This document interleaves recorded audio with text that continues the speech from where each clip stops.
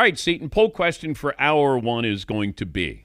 Well, we got to populate this one because, as we usually start off on Mondays, who had the worst weekend? Ooh. There's a lot of candidates here. Okay. We could start with, Kyler Murray didn't have a great weekend. Didn't have the worst weekend. Yeah, but I'm not going to blame him. I'm going to blame his teammates. He seems to wear teammates. it, though. Oh, he did. After the game, he was kind of like stumbling around trying to figure out what exactly happened. I mean, the odds are incredible when you look at the possibility. Okay, I've got the numbers here. Let's see. Arizona gave up a 21-3 lead, and they've lost 3 games now. And they did it in such dramatic fashion that so they've lost 3 straight games on game-winning field goals. The first team to do that since the merger in 1970. They go even further than that. Teams ahead by 22 points or more in the fourth quarter were 1,276 to 1 over the last 25 seasons to close out a win. So some pretty impressive numbers there for Arizona as they stumbled, bumbled, fumbled their way to giving the Titans a win. Yeah, Paul? If you're not watching that game and you see the DeMercado, the running back, fumble, he's going into the end zone. I think it was like a 70-yard run. He's going to close out, put them in a lead that they can't come back up from. And he just lays the ball down. That's tough. This is a guy who's a bounce-around running back. He's kind of a backup who's having a nice year. He's got 4 career touchdowns. He doesn't have 40. And he just lays it down. I mean, what does a coach do in a situation like that, in game and after the game? Oh, after the game, I think it's a long talk, and then you start to figure out if you're going to have playing time reduced. I mean, you do need him. He did have a 75-yard run. He has the ability. But whatever happened to when Emmitt Smith would score a touchdown, he'd take the football and take it over to the sidelines and give it to the trainer, and he would write down, this touchdown came on this day. And that would be it. He would keep all of his footballs. I don't know what's going on now where you just get to the front door and it's like you're dropping off a newspaper and then you're going to leave. But that was embarrassing. They also had an interception that turned into a touchdown with Tyler Lockett. I mean, you want to talk about a way to lose a game that is up there in NFL history. Congratulations. You did it, Arizona. And the Titans got a victory. The Jets are winless. I keep waiting for culture. We're big on culture. We talk about culture and guys, Aaron Glenn's going to come over, and he was with the Lions. He knows about culture. But after the loss to the Cowboys, he was asked this question. 5 straight games without a takeaway. Yeah. That's historic. It's never been done before. That's true. And I don't know if it's true or not, but I just know this, that we haven't taken the ball away. And that's one thing you guys are going to hear me say. It's not giveaways. It's not turnovers. You have to take the ball away. That's what you do as a defense. That has to be the mentality of the defense, that we have to go and get it because no one's going to give it to us. And we have to be intentional about that too. So we emphasize it. We attack it. We go through it. But, man, it just has to show up. And we got to keep doing it. We can't just sit back and say, okay, we're not getting them. We have to continue to try and emphasize it. And hopefully at some point, man, they're going to come in bunches for us. Yeah, maybe. I'm not expecting a big turnaround. Didn't expect it. Jets fans probably aren't expecting it either. But you do want to see positive signs. You want to go, okay, we can build on that. Whenever I see a bad team, I always want to know, what are they building on? The coach, the enthusiasm, the quarterback, the defense, whatever it is. I'm waiting to find out exactly what that is for the Jets. Yes, Marvin? But if you're a Jets fan, you're over that because you know what? The Jets have guys everywhere. It's not like they have a bunch of minimum wage guys. They have really good players on every level. They shouldn't be 0-5. Yeah, but are they overrated because they play in New York? They're the Jets that, maybe the media focuses a little bit more on the New York teams. Because you're right. Sauce Gardner is supposed to be great. Or Quinnen Williams. They're supposed to have guys who are great. Garrett Wilson, like they're supposed to be. I don't know if they are. There are times when you get glimpses where you go, man, that guy's good. And then they disappear. But, it's been a really interesting NFL season so far. Statistically, Do you realize that there have been 14 games where somebody has scored 40 or more points? That's the most through the first 5 games of any season since 1966. Woo! Ow! Stat of the day! Stat of the day! Stat of the day! Stat of the day! This is the stat of the day! Brought to you by Panini America, the official trading cards of the Dan Patrick Show.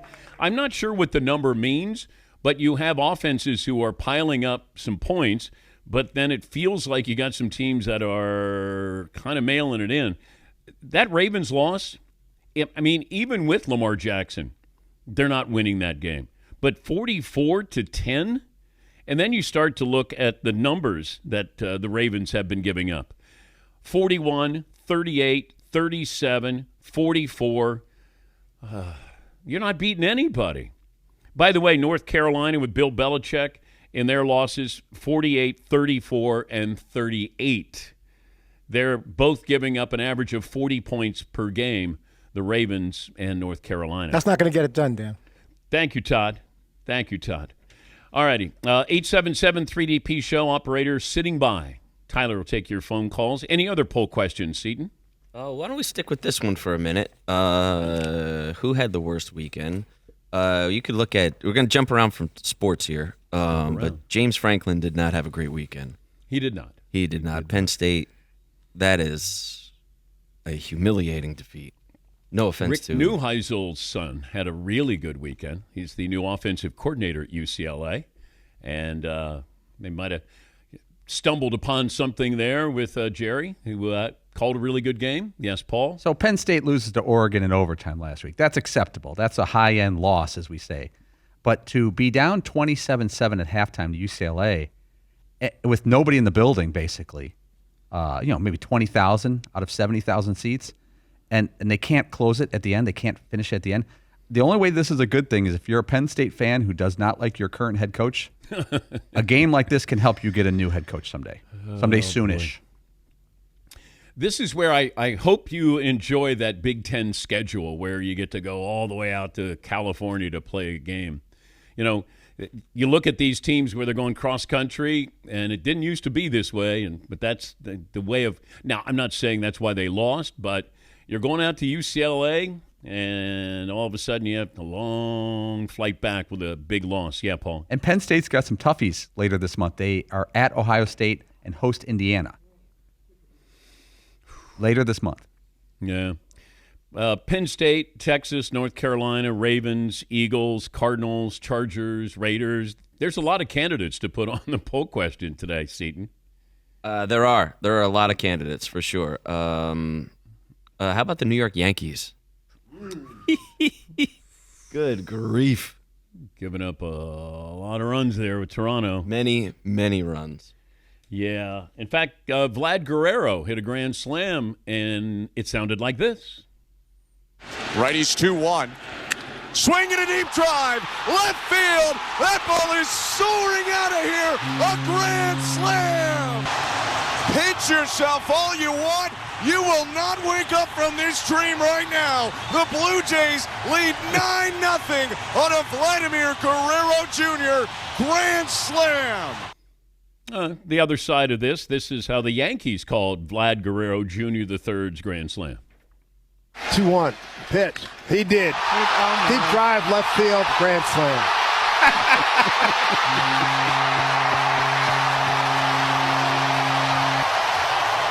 Well, they can't get Vladimir Guerrero out in that one, as we just said. It's not optimal to have to pitch to Vladdy with the bases loaded. That's the Yankees' call, and I applaud Dave Sims' call. There's no it might be, it could. Now, if the Yankees had done that, then you're going to dress it up a little bit. You're going to be like, it might be, it could be, That was just, he did it. And then silence. Yes, Marvin. I had to shorten that clip because I counted there was silence for 21 seconds. Oh. They said like nothing. That. Grand slam. I like that. That's called laying out in the business. Let it breathe. Yes, Todd. Can you be a homer, I guess, the other way, like Dave Sims just did? It's one thing to get all extra excited when something good happens, but to totally downplay it when something negative against your team happens, that's a grand slam. Yeah, but I know you want your team. Todd. I understand that, and everyone's listening. They're all bummed, but that just was really like. It's still an exciting moment in the game. I'm not saying be rah-rah, but I think you can be a homer in the other direction when something negative happens. Like, and there it is, Grand Slam. No. No? Wait, what? No. If he's working for a network, I understand that, but he's not. I mean, he's working for the Yankees. I mean, you're not supposed to be really cheering or booing, even if you're the home team call. I don't know. I don't think he did either. Yes, he. That is madness to me. I would hate listening to you. That the person doing the home call, or like your team's call, is supposed to be right there with you. They should, in my opinion anyway, like I don't want to be like, hey, sucks for our team, but that was a hell of a shot. You got to give it to him. That was a hell of a cut. Good job by you, but not great for the Yankees. Hell no, dude. I don't want to hear that. Todd, when the Broncos lost to the Colts and you came in, pouty face, how would you like it if the Broncos play-by-play guy was like, oh, it's unbelievable, that leverage call? I would expect the announcer to be very bummed about it, but I think there's got to be a little bit of a happy medium as opposed to total excitement or total. You are the homer of homers. Marvin, play it again. Here's Dave Sims on the Yankees call with Vlad Guerrero. 2-1 pitch. He did. Deep drive, left field, grand slam. So what do you want him to do, Todd? Still a grand slam home run in a playoff game. It's a big moment. I know it's against your team. It certainly shouldn't sound positive, but we're not going to have a left lane situation with this, are we? I think there's a gray area. It's not that black and white to me. If you're, it's in the broadcast booth. Grand Slam, Blue Jays, and it's not looking good for the Yankees. I don't know, just something a little more upbeat, but not glad that the Blue Jays had a home run. I am shocked. I'm shocked that you don't understand the hometown announcer's job. I'm shocked. I am. I'm more shocked at this than you in the left lane, the passing lane. Wow, that's saying something. I am. I'm more shocked at this that you want him to be up a little bit. You're still calling the action. I don't know if up is the word, but you're still calling the action. It's a grand slam in a playoff game. Yes, Marvin. But Dave Sims is a representative of the fans in a way. Do you think if you're a Yankee fan, oh man, that was a heck of a call? He feels just like everybody else feels that's rooting for the Yankees. Maybe I feel the play-by-play person is supposed to call it as you see it, and the analyst is the one that goes like, that sucks. On the network, maybe. Yes, Paulie. I think Dave Sims' job is to call it objectively, but his tone has to match the broadcast that he's doing, which is the Yankee broadcast. So he didn't go, oh, man, they jobbed us. He didn't do one of those where he slanted. He just gave the tone of the fan.